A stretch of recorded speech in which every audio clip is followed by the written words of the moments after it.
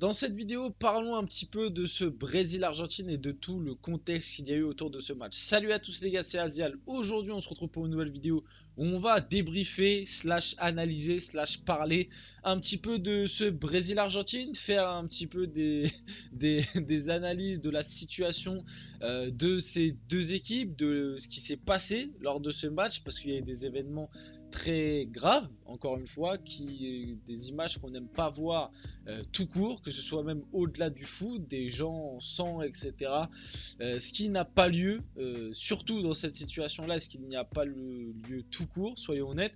On va aussi débriefer le match, parler un petit peu des deux équipes, de la forme des deux équipes qui, personnellement, en ayant vu le match, ne m'ont pas du tout impressionné. Bref, on y reviendra. Il y a des choses pas mal intéressantes à voir, surtout du côté du Brésil, parce que finalement l'Argentine, malgré tout, il y a la victoire. Malgré tout, t'es quand même premier de cette phase de qualif à la Coupe du Monde côté Amérique Sud. Donc, c'est un petit peu moins alarmant, même si l'Argentine, en termes de niveau de jeu proposé, c'est quand même un peu inquiétant. Mais le pire, c'est le Brésil. Franchement, le Brésil, ça fait très très peur. Donc bref, avant qu'on rentre dans le vif du sujet de la vidéo, n'hésitez pas à la liker, à commenter, à partager et à vous abonner. Ça fait toujours plaisir et ça aide pour le développement de la chaîne. Et puis on peut y aller dès maintenant. Bon, qu'est-ce qui s'est passé? Commençons par les faits graves et les choses qu'on n'aime pas voir. Breaking, des graves affrontements ont lieu entre supporters argentins et brésiliens au Maracana en marge de Brésil-Argentine. Des supporters argentins ont été violentés par la police brésilienne en tribune. Lionel Messi ne veut plus jouer le match et a quitté le stade. Ses coéquipiers l'ont suivi au vestiaire. Donc c'est ce qui s'est passé dans un premier temps. Le contexte est vraiment assez fou. Pour ceux qui ont vécu ça en live, ce qui est mon cas, hop, moi j'arrive, le match était à 1h30, voilà, j'arrive sur la chaîne à 1h30. Et puis je vois l'hymne est joué, tout se passe bien, et puis d'un seul coup je vois Marquinhos,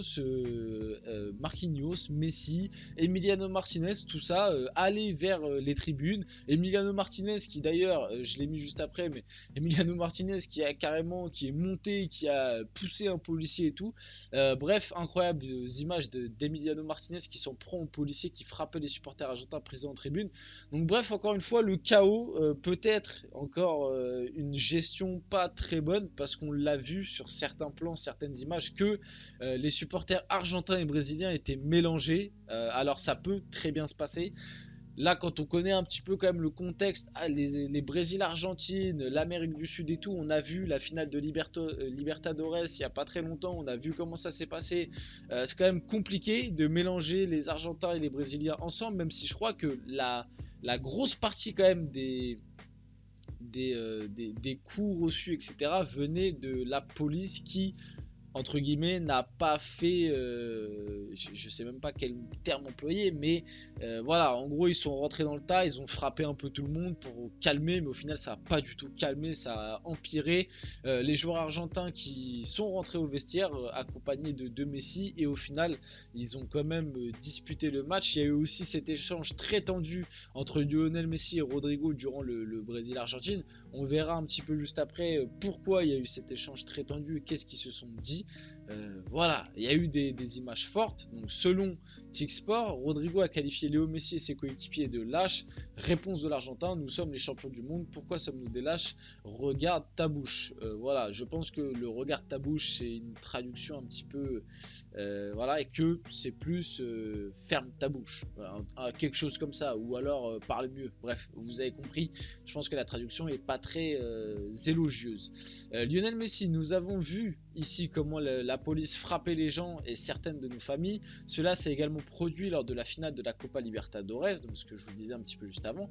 Et ils sont plus concentrés là-dessus que sur le jeu. Nous sommes une famille, nous avons décidé de jouer pour calmer la situation. Voilà les déclarations de Messi. Donc un contexte et un début de match très compliqué. Et déjà que, honnêtement, alors ok, je peux comprendre, ils ont voulu jouer pour calmer la situation et tout. Malgré tout, j'ai l'impression que la plupart des acteurs présents, que ce soit dans les tribunes ou même s'il y a eu des blessés et tout, que ce soit dans les tribunes ou sur le terrain, j'ai l'impression que la plupart voulaient jouer le match malgré tout. Je sais pas si ça a été vraiment le bon choix, parce que moi, honnêtement, au début de match, j'ai eu très peur. je me suis dit, vu le contexte du début de match, connaissant un petit peu déjà de base les confrontations entre le Brésil et l'Argentine, je me suis dit, ça va finir en boucherie. Ça va finir où il y a un joueur qui va prendre un taquet, qui va sortir sur blessure et ça va déraper. Au final, il y a eu énormément de fautes, ça a tourné un petit peu à la boucherie, soyons honnêtes, mais c'est pas allé aussi loin et ça a pas fini aussi grave que au début je pouvais l'imaginer. Et fort heureusement, soyons honnêtes.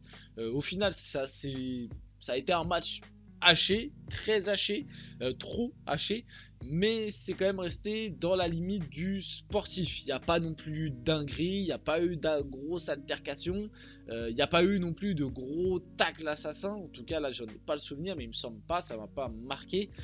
Donc voilà, malgré tout, c'est resté, on va dire, dans les règles du jeu, même si le match a été extrêmement haché. Il y a eu énormément de fautes, surtout du côté brésilien, parce qu'il y a eu un gros pressing et que du coup, ça a beaucoup envoyé des taquets. Et puis voilà, donc victoire 1-0 de l'Argentine, malgré tout, sur un but d'Otamendi sur corner. Voyons le but, on peut voir le but juste là.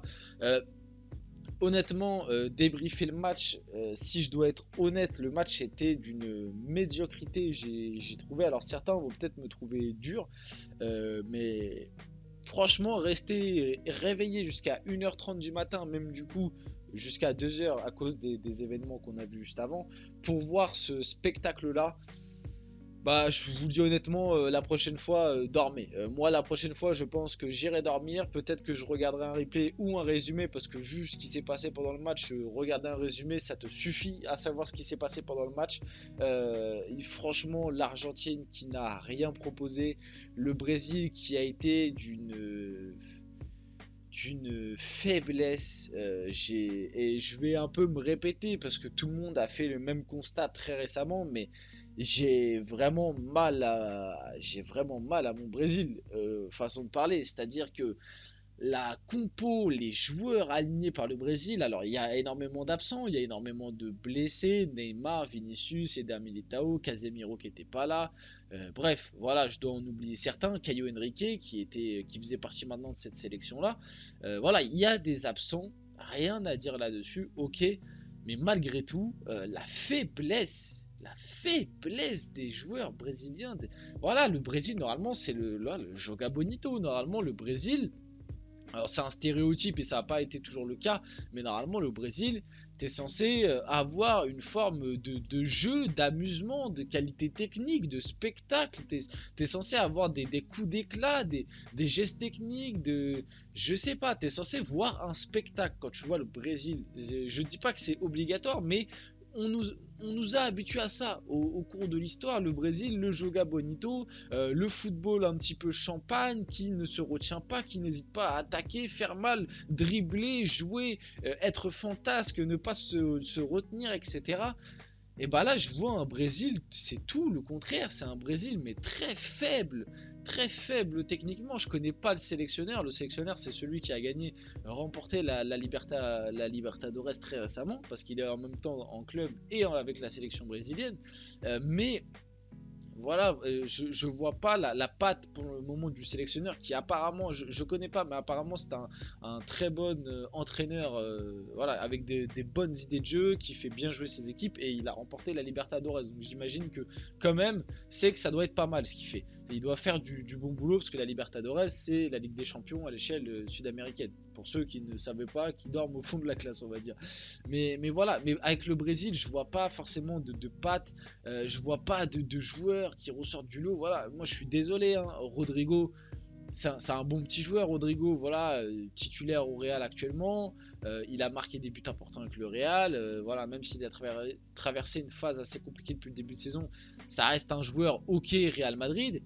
Je suis désolé, moi quand je vois ce Rodrigo avec ce niveau-là, numéro 10 du Brésil, quand tu sais les numéros 10 qu'il y a eu dans l'histoire brésilienne, ça fait mal.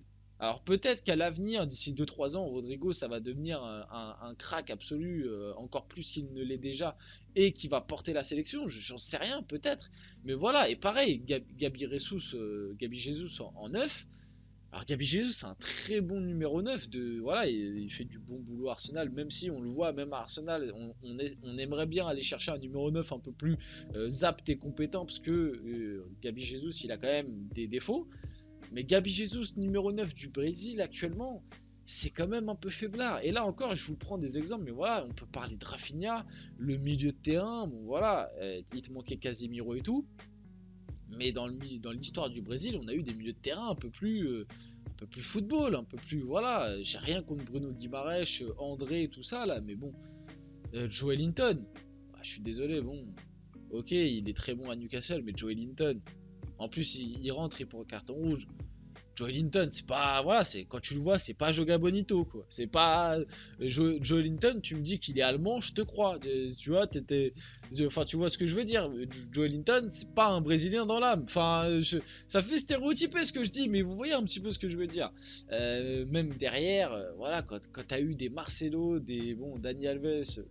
Pas trop parler de lui parce que bizarre, son après-carrière bizarre, mais quand t'as eu des Marcelo, des Dani Alves, et que maintenant t'as les latéraux qui les ont, que limite les deux meilleurs latéraux brésiliens à l'heure actuelle, c'est les latéraux de Monaco, Caio Henrique Vanderson. Alors bon, voilà, mais ça veut dire ce que ça veut dire quand même, c'est qu'il y a un petit problème, je trouve. Bon, officiel, l'Argentine finira l'année 2023 en tête du classement FIFA, et j'ai pas beaucoup parlé de l'Argentine, mais la prestation de l'Argentine, elle est honteuse, hein. Honnêtement, l'Argentine qui a joué bloc bas tout le match, qui a attendu, qui marque sur corner, qui n'a absolument rien proposé. Soyons honnêtes, le match de l'Argentine est franchement, pour des champions du monde, ça fait mal. Après, ils ont ce côté tueur, c'est très bien. Voilà. Aussi à noter que Messi avait une gêne musculaire. Du coup, Messi a joué, mais sans jouer. Soyons honnêtes, il a été quasi transparent parce qu'il avait cette gêne musculaire là.